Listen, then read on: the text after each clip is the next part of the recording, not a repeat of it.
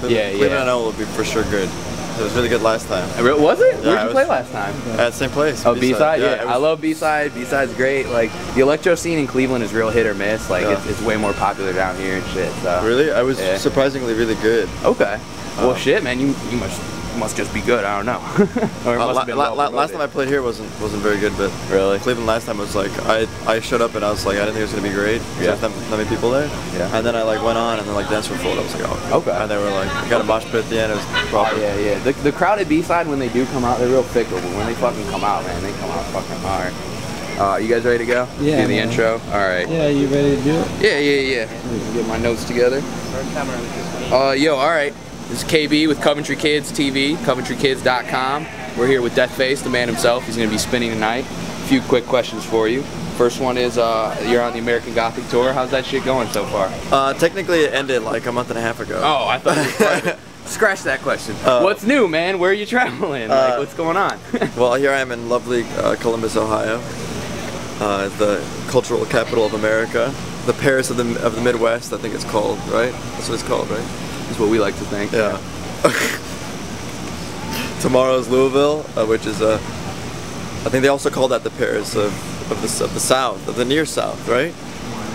And that's the culture in Louisville. Kentucky. And then Cleveland, they call Cleveland the Paris of Northern Ohio. So, yeah. How do you guys feel about LeBron? We don't feel. We've lost feelings. We don't even talk about it anymore. Whatever. All right, I know you're from Chicago. I got a lot of friends up in Chicago. We're closely affiliated with Chicago. What are some of your favorite places to play in Chicago? None. None? I hate Chicago. Really? You are from there. I didn't get my facts right. I'm from Chicago, okay. Yeah. Chicago now is fucking terrible, and any other DJ will tell you who's played there is a fucking awful fucking atrocity to play there. Can you expand? Like, is the electro scene dead? Like, I'll expand. Chicago used to be phenomenal.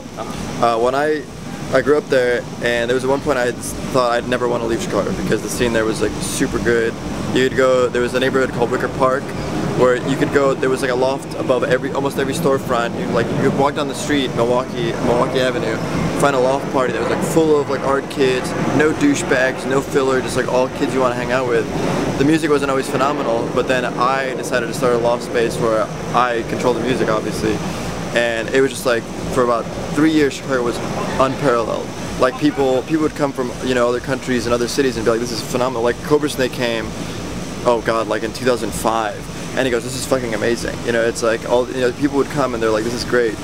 And then Chicago slowly started falling off, which I attribute to the fact that the cops started cracking down on all the spots because Wicker Park now is completely gentrified. It's unrecognizable to how it was before. And so all the spaces started disappearing. So they would no longer exist like an underground culture. And so anyone who had any kind of creative talent left as quickly as they could. I went to LA, a lot of my friends went to New York or Berlin. And now, I mean, people are trying, but the main party there that everyone cares about, which I'm not going to name because I'm not going to give them any props, is a fucking joke. There's like, it's like the internet doesn't exist in Chicago because people don't know what the fuck is going on. It's really tragic. For example, Drop the Lime refuses to play in Chicago anymore, and because it's always a fucking travesty. Last time we played there was Smart Bar, which is an institution, the best sound system in the city, and there's like 20 people on a Saturday night. It's like, are you kidding me? What caused me to leave was I was at the beginning of like the whole French electro shit. I brought a bunch of acts in, brought Boys Noise, and 6 people showed up. And I brought Massacre for the first time, and there was like 100 people. Justice, when they came, was 150 people. Digitalism was like 100. There's a Para 1 was like 15. It was just like, back in 2005, 2006, and I was like, I gotta get out of here because this is not happening anymore. This is like, this scene is not friendly to what I'm trying to push. And so I left, and it hasn't recovered. It's just gotten steadily worse and worse. So you're saying in my opinion, you love Cleveland and you would love to play Cleveland over Chicago? Oh yeah, any day. Last time I played Cleveland was fucking phenomenal. Like, it was like, kids were really into it, It's like, I mean, it's doubly insulting to me because I'm from Chicago and I can't play a good show in Chicago. And I like to think I made my bones in Chicago, and like, there's a memory span of 15 minutes, like everyone's a goldfish there. Yeah. So no one even remembers that I'm from Chicago, much less what I did in Chicago, or gives a shit what I've done, or I'm gonna do, or I'm doing. So, yeah. So I like to I compared Chicago to a girl that I had a crush on in high school who was really hot, and then I saw her like 4 years later and the bitch got super fat. Like, just not cute anymore. This is bold answers, dude. I love it. It's the truth, man. It's my fucking opinion. That's awesome. Thank you. We're big fans of Mishka over at the blog. We're all streetwear kids and shit. Can you just briefly tell us how you linked up with Mishka for the Keep Watch mix? Well, this is a few years ago when I was still Guns N' Bombs, I was friends with the 12 and Bass dudes, and I remember seeing Mishka shirts and I was like, dude, because I was all about trying to get free swag all the time. Because it's, you know, the less you pay for stuff, the better, obviously. But I was like, man, this Mishka shit is sick. So I asked my friends at 12 Bass, like, hook it up, like, you know, put me in contact. I want to talk to those dudes. So they put me in contact with this guy, Michael, who is better known as Shark. He does these parties called Cut in New York, who's like super awesome dude. And he started hooking it up, and we've been friends since, you know, we started talking about 2.5, 3 years ago. And he like down as fuck. They support the music. They're awesome. You know, they make cool stuff, and they really like sponsor. I mean, they help bring up Trouble and Bass.